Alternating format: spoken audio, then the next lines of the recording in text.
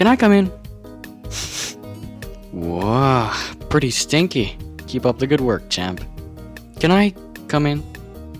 Who am I? Rude. I'm Purple Elixir, and I'm back with another upload. I'm kinda tired talking about popular shows, you know? This time, I want to treat you guys with a show I really like that you hopefully have not seen yet. Can I come in? I'm coming in now.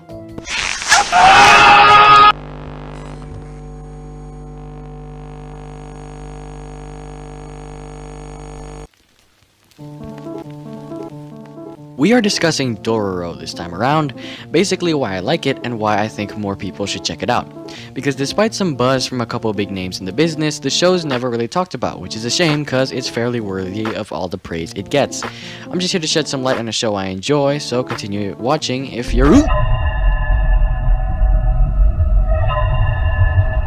you're interested. But first, rules. It's pretty simple. I'll be dividing this video into two categories. This is your final chance to pause the video, watch the show, and come back because I will be discussing the basic premise and story flow of the show. Just promise to come back, please. Watch my video. But if you need some more convincing to do, go on ahead.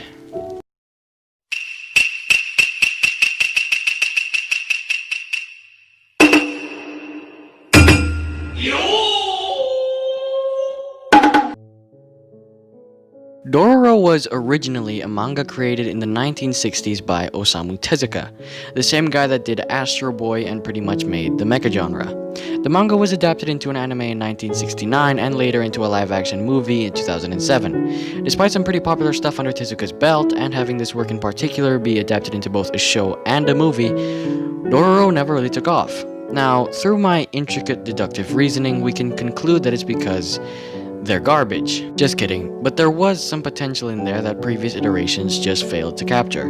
The Chads over at Studio Mappa recognized this potential and, well, delivered on it pretty well. Dororo was much darker in tone than the rest of Tezuka's work, which kind of explains why it didn't really click with his Astro Boy audience. Despite this, however, it still felt really childish and campy. From just looking at the art style, you can tell it was made with kids in mind. This is probably one of the largest factors in why it didn't reach its peak, but another reason could be that it simply wasn't written as well as it could have. The order in which events happen, characters are introduced, and how the characters act in general were in need of improvement and were improved. Without spoiling too much, there was this one scene where some samurais did some pretty terrible things to people who absolutely did not deserve it. In the original, their reasoning behind this heinous act was that they told them to go away, but they didn't go away. While that reason was okay, it could have been done better. Dororo 2019, which is what we'll be calling it from now on, tweaked the reason a bit and made it less cartoonishly evil. While I don't have a problem with cartoonishly evil villains, by doing this, I actually understood the samurai's point of view, and what they did started to make sense. It left me thinking that in this world, of course they'd react that way. By making the reason a totally natural reaction from the environment they're in, this fleshes out Dororo 2019's weird world to the point where it felt real. Some of you might say this change ruins the scene because by humanizing the antagonist, we empathize with them and that lessens the impact of the scene. I sort of see your point, but I kinda disagree. This change made me believe something like this could totally happen, is happening right now as I'm looking at the screen. Because of that, the impact was way harder than the original. That's enough dwelling on one scene. The way Dororo 2019 changed the order of the events helped benefit the story as well, seen clearly when the major event that starts the main character's arc in the original was pushed to episode in the 2019 version. Originally, this event was meant to be a sort of sad backstory the main character was supposed to learn to come to terms with and grow from. Dororo 2019 kept the main character's steady development, but placed this horrible event in the middle as a sort of obstacle he needs to overcome. Instead of seeing our protag when he's already fallen and watching him pick himself back up, he's constantly on the edge, all these pebbles in place he needs to avoid, trip on one of them and he'll plummet. This tension hooks you in on the story so much better. Another thing I want to mention is that in the original, the main character could just talk like normal, but in Dororo 2019, he gets that ability later on in the story. I'll elaborate on that later. This change also works to 2019's favor, as instead of the guy saying what he thinks or feels, he acts it out. Words aren't needed to tell you when he's confused, agitated, or scared. They show you straight up what's on his mind instead of explaining it, which I find pretty neat. One thing that I dislike about the guy though is that once he does pick up the ability to speak, he masters it almost instantly. No magic involved, it just happens. Yeah, maybe more time could pass between episodes than we're aware of, but it's confirmed it didn't pass over a year, and as someone who is currently learning a third language right now, that's not how it works. Especially for Japanese. But that's still only a minor complaint, because in a show like this, criticizing that for being unrealistic is a little unfair. It's not just our main boy either. Each character is tweaked a bit in an attempt to make them more interesting. I think that if every character in the show were given a little more time in the spotlight, they could totally take up 1 to 2 episodes, some even 3, that I wouldn't mind watching. If I have to bring up some negatives, it's probably that the animation drops in like the second half. But what anime doesn't? The fights are still cool, whatever. And some episodes really feel like Monster of the Week. They're not filler, but they're so formulaic, it's hard to watch. Hey bro, this place is weird. Why?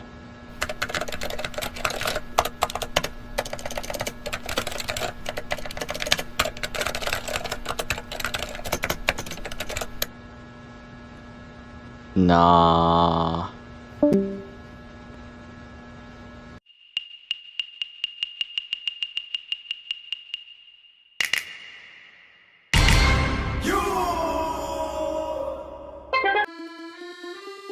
Previously, we were looking at the show at a fairly technical standpoint. Now that we've compared the two versions, I want to get deeper into Dororo 2019 and analyze intrinsically what makes it so good.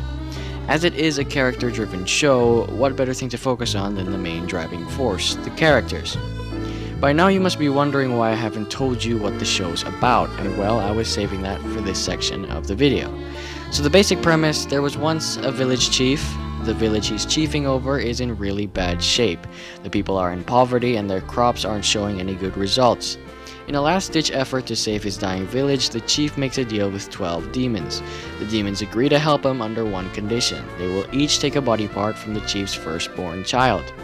Believing he has no other choice, the chief agrees. A year later, his wife gives birth to a...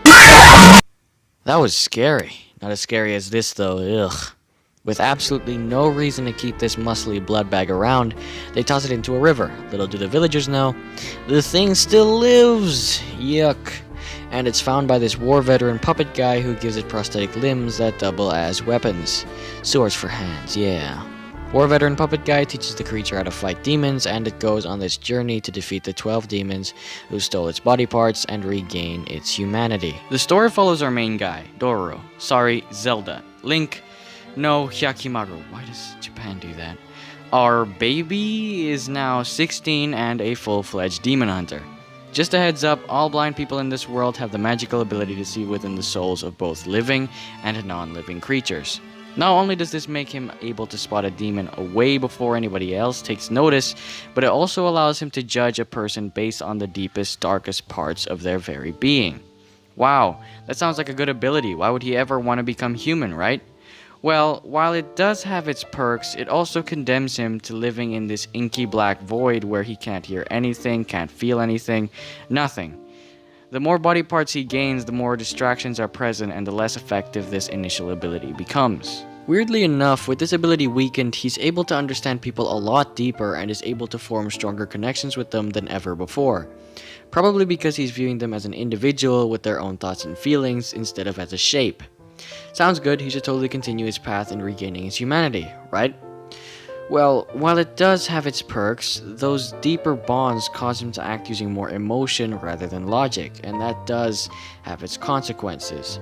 All this raises the question, should he become human or stay the way he is?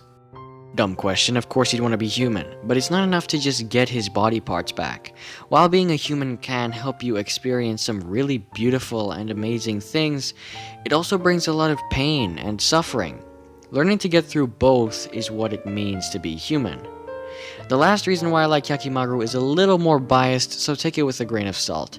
But I really relate to his journey of killing demons and taking back body parts, as I too am hunting down the ustad that performed my circumcision during my khitan with a bamboo stick. the pain. What is that monster doing with my foreskin? Return what's rightfully mine. Next we have our comic relief, Dororo.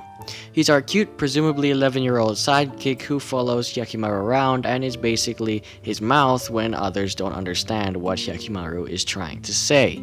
Look at him go! He's adorable. I could just eat him up.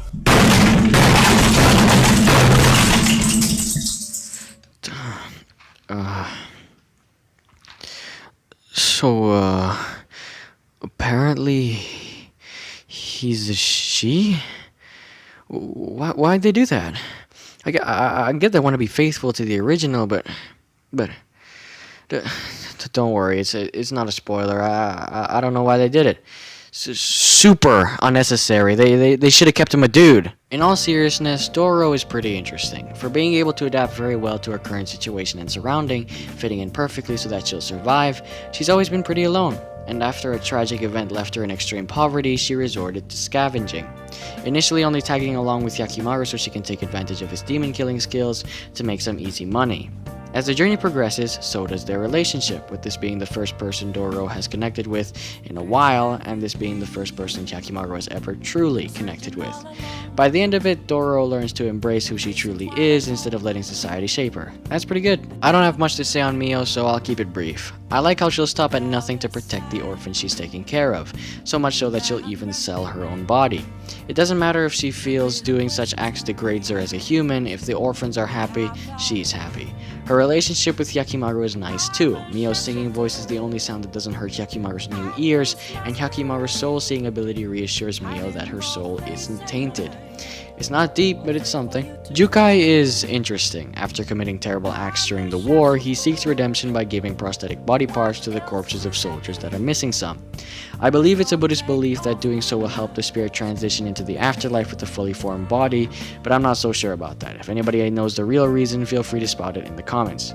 He takes Hyakimaru in as a chance for him to start the life of someone instead of ending it. He gave Hyakimaru the limbs he has today and taught him how to defend himself against demons. Jukai grows to regret this decision, however, as all he could teach this child was violence. After discovering that Hyakimaru regains body parts from killing the demons that took them, he lets him go on his journey to get his humanity back instead of selfishly keeping him by his side like he wanted to. I don't have much to say on Boimaru either. He's that crazy old coot that speaks in cryptic messages no one else understands. He's the only character I really wanted to have more time in the spotlight, as it's clear he's had a similar experience as Hyakimaru when he was younger, because he seems to have a pretty clear idea on what he's going through.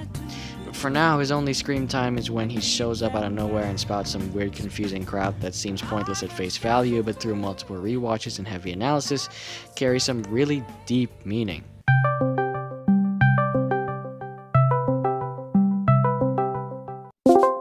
Bro, what are you doing here, man? This is a private place, dude. We're literally taking a bath. Wow, where did you show up from? You can't just show up out of nowhere like that.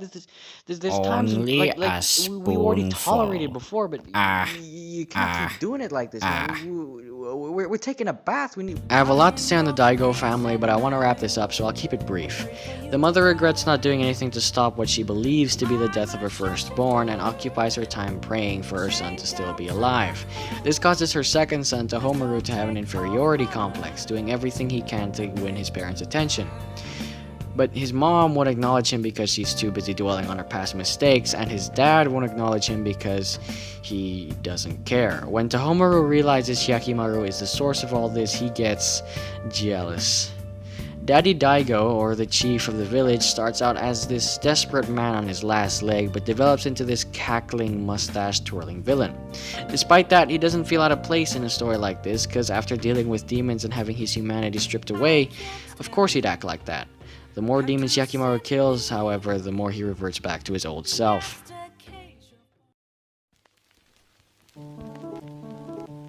By the end of this, I hope I have successfully convinced you to watch the show. Not only is it far superior from the original, but with the art style of the opening clearly mimicking the original, and if YouTube comments are to be trusted, this sound is from the 1969 opening, meaning that there is an extreme love for the original. All changes that were made weren't done out of hate, but done out of an extreme drive for it to be better. It's this drive that resulted in an amazing show where the passion can be felt in each episode, leaving me with one last request for you.